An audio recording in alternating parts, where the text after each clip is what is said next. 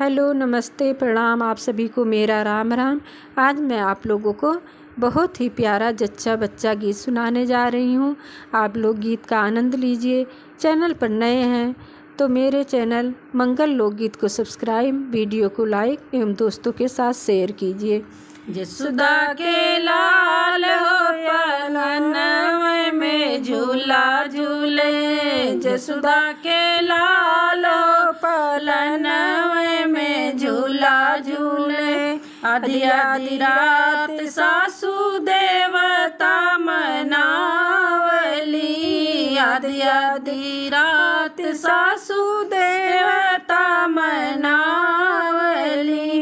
जब से पियरिया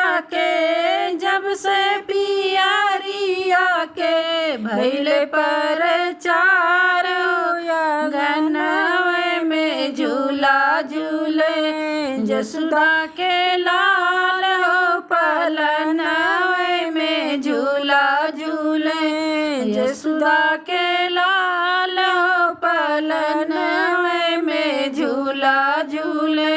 आधी आधी रात जी भी पहली पिसावली, आधी आधी रात जी भी पहली पिसावली।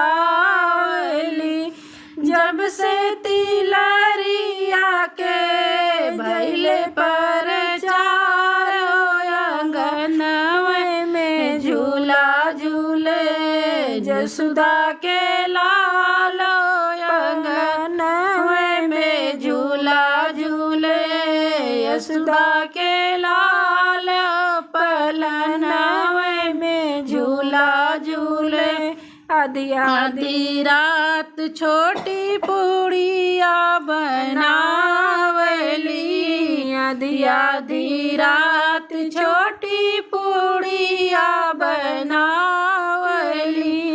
जब से झुमुकवा के भैले पर चार आंगनवे में झूला झूले, यशोदा के लाल पलनवे में झूला झूले, यशोदा के लाल पलनवे में झूला झूले। आधी आधी रात नंदी का जरा लगावली, आधी रात नंदी का जरा लगावली। जब से कंगनवा के भैले पर चार आंगनवे में झूला झूले, यशोदा के लाल पलनवे में झूला झूले, यशोदा के लाल पलनवे में झूला झूले। आधी आधी रात देवरा बंसिया बजावले, आधी आधी रात देवरा बंसिया बजावले। जब से घड़ियावा के